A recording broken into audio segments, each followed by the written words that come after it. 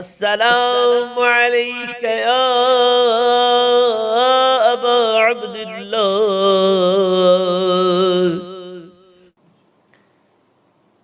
خود اس مہینے کے جو اذکار ہیں اوراد ہیں، ان میں ابھی جو آیت کی تلاوت کرنے کا شرف حاصل کیا ہے، توبہ کی کتنی اقسام ہیں۔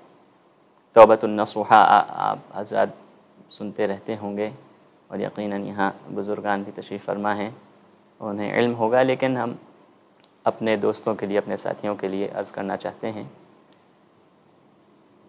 انسان جب توبہ کرتا ہے، جب کوئی گناہ کرتا ہے تو وہ توبہ کر لیتا ہے، اور اس کے بعد پھر گناہ ہو جاتا ہے اور پھر توبہ کرتا ہے، اور اسی طریقے سے سلسلہ جاری رہتا ہے۔ تو یہ ہوئی توبہ۔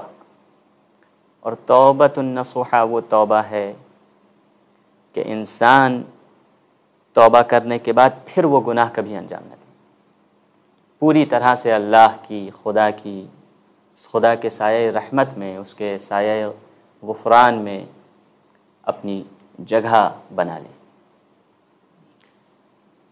بہت سے اذکار ہیں، دعائے یونسیہ کیا ہے؟ لا الہ الا انت سبحانک انی کنت من الظالمین، اولیاء کا ورد ہے، جتنا زیادہ سے زیادہ کر سکیں کم ہے۔ استغفار ہے، کلمہ لا الہ الا اللہ ہے، جتنا زیادہ سے زیادہ اسے پڑھیں اس مہینے میں کم ہے۔ 1000 ہے۔ مفصل اعمال کے لیے مفاتیح الجنان شیخ عباس قمی کی، آپ حضرات سبھی کے گھر میں موجود ہے، اسے کھولیں اور اس میں دیکھیں کہ ماہ مبارک رجب کے حوالے سے کتنے اعمال وارد ہیں۔ اسی طریقے سے جو دعا ہے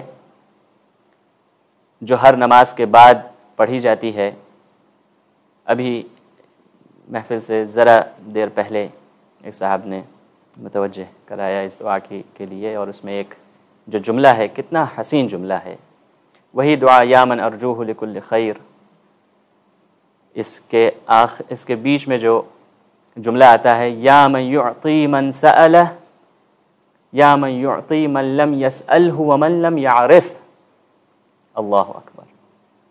اے وہ کہ جو عطا کرتا ہے انہیں کہ جو سوال کرتے ہیں، جو پوچھتے ہیں، اور اے وہ کہ جو انہیں بھی عطا کرتا ہے کہ جو سوال نہیں کرتے ہیں اور جو پہچانتے بھی نہیں، اللہ اکبر۔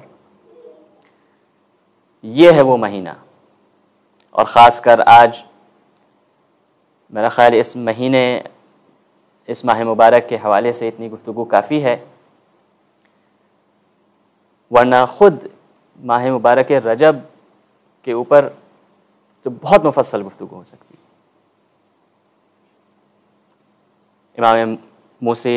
امام موسیٰ کاظم علیہ السلام، اللہم صلی علی محمد،